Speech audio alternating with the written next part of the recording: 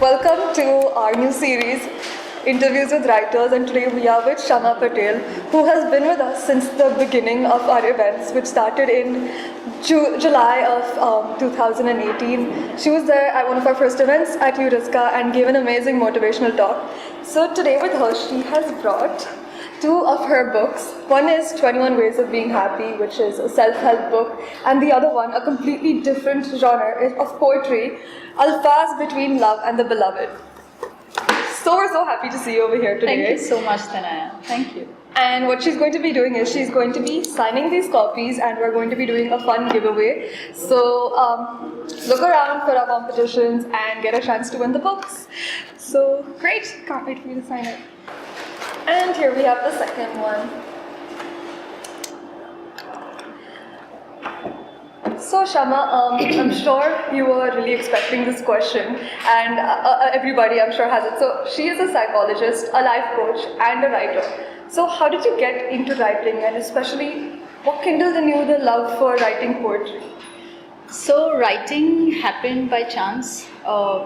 In 2011-12 onwards, I basically started writing a blog where I was going through a lot of turmoil, personal life turmoil, and I realized that writing just came through me, and it said, you know what, just write about everything that you're feeling right there without filtering it out, saying is it okay to write, not okay to write. So I started writing it in my diary, and then I don't know what triggered to put it out there and put it in the form of a blog, and I had still not made it public so people couldn't read it.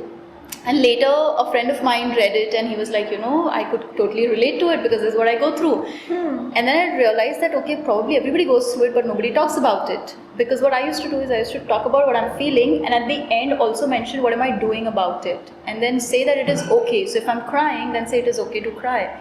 So then when that happened, I said, okay, let me make it public for other people. And that's how the writing journey started, of me just being the blogger. I still didn't have the thought of being an author.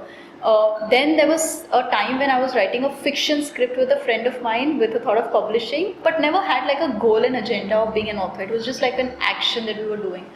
But that didn't materialize because it got no from all the publishers. Being a blogger for 2 years, and then I was in touch with Grapevine India, taking up their projects.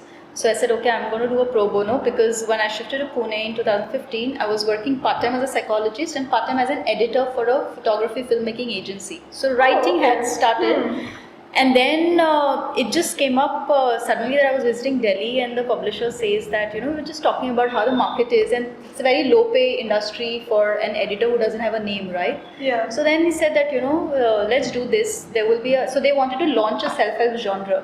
He didn't tell me that before, and then he just sat me through it and saying, you know what, this is how it's going to be. The first book is going to be 21 Ways as a title series, and we want to do it on happiness and blah blah thing, and will you do it? And I'm looking at it and say, you're telling me to kind of author a book? And he was like, yeah, will you be able to do it? And I said, yes. And then I realized that for a lot of authors, you get the subject, then you do the research, right? Yeah. For me, it happened the other way around, because in that last 3 years of time, I had gone through that personal transformation, you call it healing journey, whatever it is. And then when I reached the point where I got the subject, I was like, what is happiness to me? Because I had it. So, in general, we say happiness is you go shopping, you go meet friends, and, you like drink up and smoke up. I was like, but that didn't give me happiness. In fact, that was a thing that led me to feeling so dependent on another person that now I'm feeling all lost and alone and lonely. So then I was like, what worked for me in the last 3 years is when I started embracing my shadow element. So, if there were times when I would feel lonely, I would just go run, pick up a phone and, call somebody, right? Here I started sitting with loneliness, guilt, shame, everything that I had, I call it a shadow element. And then I was like, that made me at peace with myself, at the end of it. So for me, happiness was the space that we have with regards to being okay with myself, with the goodness and the not so good element, so that even if internally or externally things are shaking, I am not disowning myself. And then I was like, this is it, and this is what I'm going to talk about, happiness. So then 21 became the barriers that we have around ourselves, which I started shedding in my life. So I said, okay, I'm going to talk about that journey and relate it to it. And by then I had read a lot of self-help books, right? They were so pressurizing in its nature that I used to feel more hopeless after reading them. So I said, really? I do want to create another of that, and I want to create something like a conversation that we're having. within 3 months' time, it was done. Like, That's and really I was like, impressive. and that's when I feel that I think probably writing chose me to be the channel rather than I deciding to be the writer. And when I started, so that happened with first book, back in 2015. So that's how the writing journey kind of came out there for people, like out there for public, that I'm there as That's an really author. amazing. Yeah. And I completely agree with what you said about how you felt like writing shows you as a channel, because I do feel that way sometimes as Yeah. well. And that's really impressive. And how old were you, if you don't mind me asking, when you published your first book? 28, 29. Yeah. I'm 34 now, so I don't know how to do the calculation. I do with math.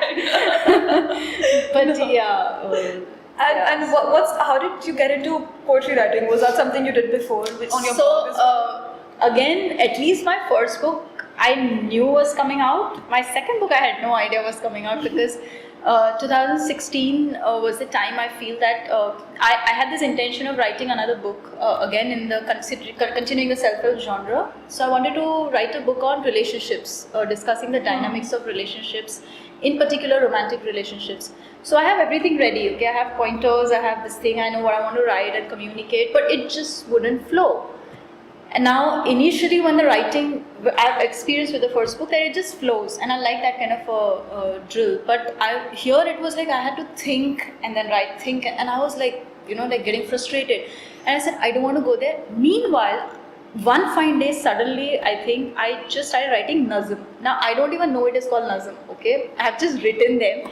And it's in Urdu. Urdu is not my language. So you've never learned it? I've never learned it before. I used to like shairi, so we read Ghalib and we read this thing. So I've read, but never actively either spoke it or kind of read it, as a hobby. And then I realized that I'm writing songs. So in my head it's still song because I don't know there's something called nazm, okay?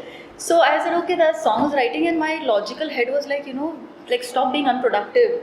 This is something which is, what are you going to do with it? It's just there. Yeah. Then I realized that it led to shairis, and then I'm writing like shairis on like deeper love, and it's like an ode to Rumi sort of a language, and I'm sometimes just looking at it and wondering, did you really write this? Like, how on earth are you able to write this? Went on for 2 months, and I think it was a much more overwhelming and deeper experience for me, because I just can't describe that feeling. For me, it was beyond meditative space, like the kind That's of feeling that I felt. Wow. And then I was like, okay, so the first instinct was that I want to make it lyrical. You have this thing of poetry, somebody is either singing it in the form of a song, or you just have a combination of music and poetry. But it didn't materialize, so the thought just like, compile it and put it out there in the form of a book. And I was like, my God, I never thought of that. And because it has a common theme of love on deeper levels, so I said, let me do it. And then the critical mind said that, but poetry is a very limited genre.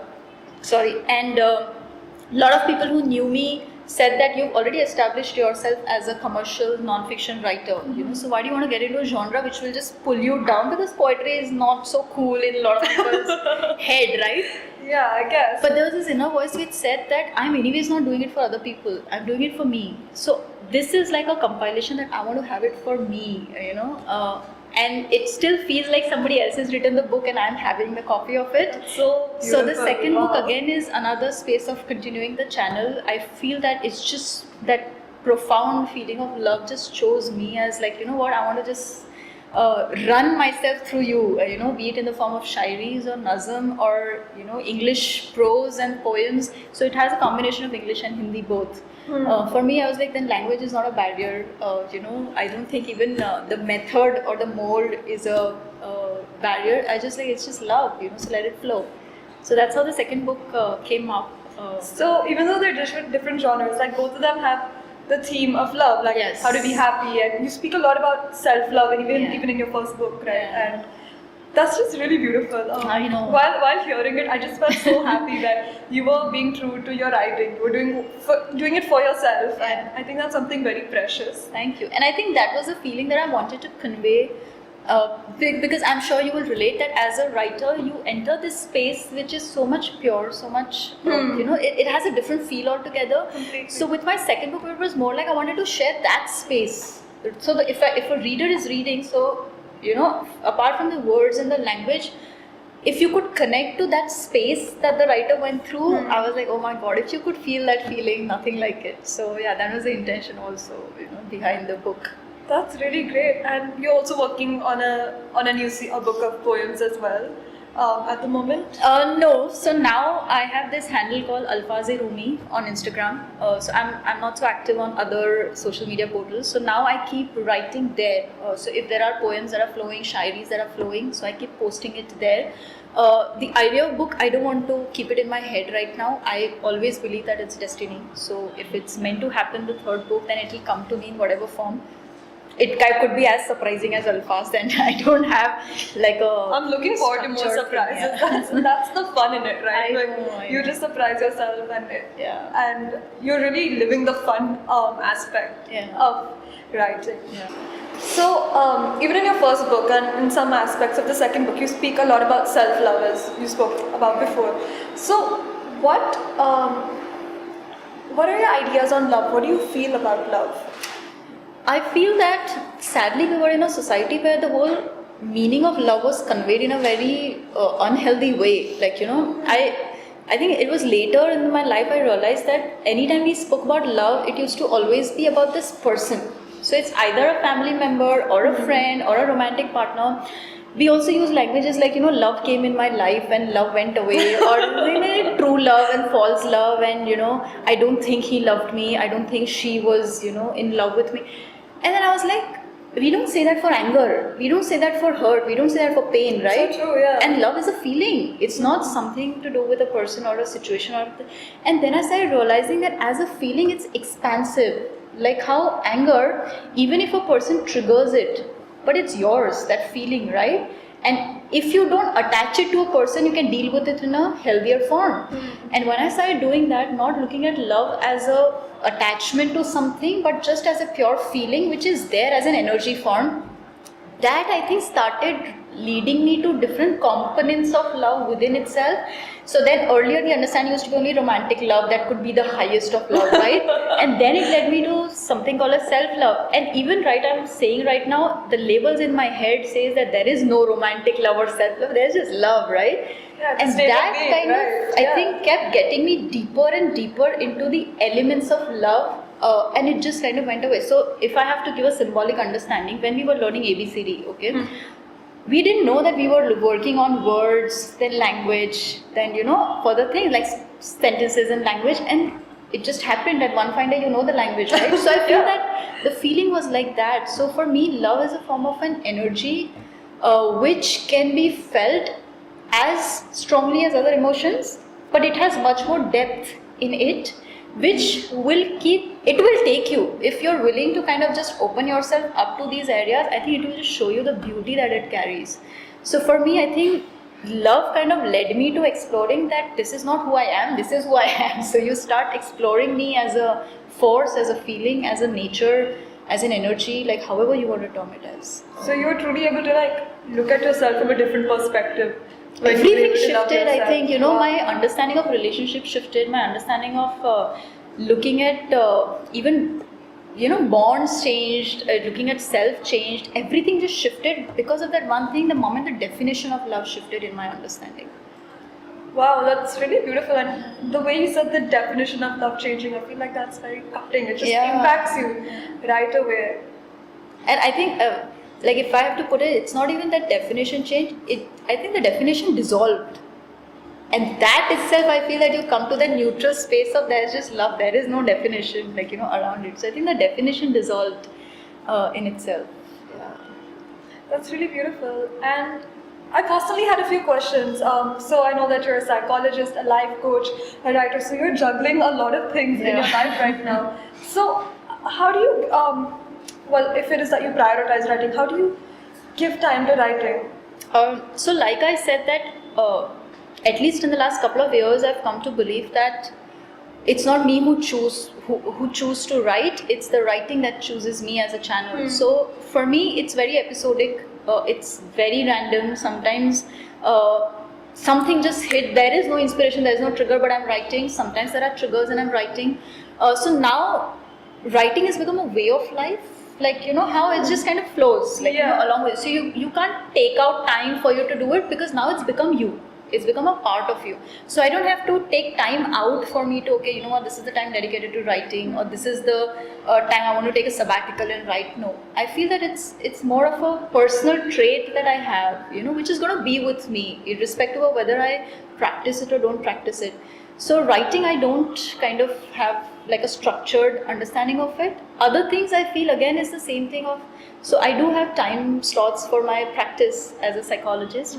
But even then, I don't feel like I'm at work, because that's how I am. So if That's so I'm not nice. at, you know, so I remember I used to have times where if I'm talking to a friend and they used to be like, you know, stop being the therapist. And I was like, I'm not, this is who I am. Like, this is how I talk to you. So then I realized that for me, it doesn't feel like I'm doing an additional work. Be it regards to coaching or the training, I feel that this is who I am. The only times that I feel that it's too draining for me, and if I have to take out time for self-healing, then I kind of structure it, where I say, okay, 2 days I'm not going to do this, 1 day that I'm going to not going to So do you that. have like a very healthy balance with everything. Yeah. And do you write when inspiration hits? So that's Of course, really yeah. great. And I think love has always been my inspiration. Love in any form That's beautiful. possible, yeah. And romantic love further triggers it, because I feel that it's so beautiful that we also get to experience such a experience, right? It's, yeah. So true. And do you ever face like a writer's block? And when you do, how do you feel? Like, what do you do to overcome it if you do anything? Yeah. So I used to have that more in between the two books. Because like I said, that I was still driven by my logical head, which used to say that it is not okay to have the blog, you know, you should write and you must write. And of course we all have that fear, no, what if I'm not able to write, you know, like ever again, right? So I used to have that, but later over the period of time, particularly when Alfaaz happened, I realized that creative energy is much more powerful and capable of doing crazy things than you can't even imagine, right? So then I was like my tiny head is just telling me to be afraid to kind of have this thing. Then I started being okay with not having the space for writing. So if there were times when I earlier had a block, I would encounter this shadow element where I would have fears, where I would have presumptions and assumptions about future. To an extent where somebody would ask me a question, what are you writing? I would be like, oh my god, I have to say something because I'm an author, like I'm supposed to have that planning. Yeah. Then I started working on my language bit also of owning up. So being authentic, so if writing is not flowing, like, you know. So is there a writer's block? Yes, it is. And it is okay to have the writer's block. And then I started settling down that fear energy or that critical voice which kept putting me. Since then, I don't think I've had this even understanding of something called writer's block. Because like I said, that there will be times the creative energy will flow. There will be times it will not flow, because sometimes it flows through writing, sometimes it flows through conversations like these, right? Yeah, so So true. then I feel there is no block if you look at it. Block comes when we look at it from an intellectual lens, because that is when it says that sometimes you're writing, sometimes you're not writing, something is wrong with you. So I was like, this is duality. Sometimes I will write, sometimes I will not write, so it is okay. So that helped me even to again dissolve the definition of writer's block, because I feel that as a writer, you need to also take a breather, no? True, yeah. To kind of just step back, I relax. would agree, and just like observe once in a Yeah, while. because otherwise Yeah. you'll get attached to it, right? Then that's what leads to fear. Then I feel that, oh my god, I have to write, and there is no I. So then you take back, and I think that's universe's way of telling you, okay, you know what, I think it's too much of I. Give the block, take a break, and then So I'll it's come literally into the like you picture. look the block in the eye and say, I accept you, and you're not a block. And Correct, yeah. I'm going to try that. Yeah, because I feel that Yes. writing, when it comes, I feel that it comes when it has to show you a lot of elements about you. So it's also a self-growth journey for you as a person, right? You get to see so many Completely, elements of yes. your life that you never thought that you could be so frustrating, you never thought you could be so impatient, so it's showing you also, but in our head, I think culturally or socially, we just feel that it's for the other person. So like even when you're writing it, you always have this end goal in the mind saying, I'm writing it for a reader. But I think it's more to do with yourself, that this is the primary journey that you're going through. Yeah. So yeah, in that aspect, I feel block is necessary. Like how in general life we have ups and downs of relationships and, you know, breakups and patch-ups. This is how you're breaking up and patching up with the universe and creative force, I feel that, you know. Yes, and even when you spoke about how you wrote Alfaaz, you just didn't keep in mind that you were writing for anybody. Exactly, You were writing for yeah. yourself. It was so authentic, and That's just beautiful and very touching. Writing for the sake of writing, I feel, is always beautiful.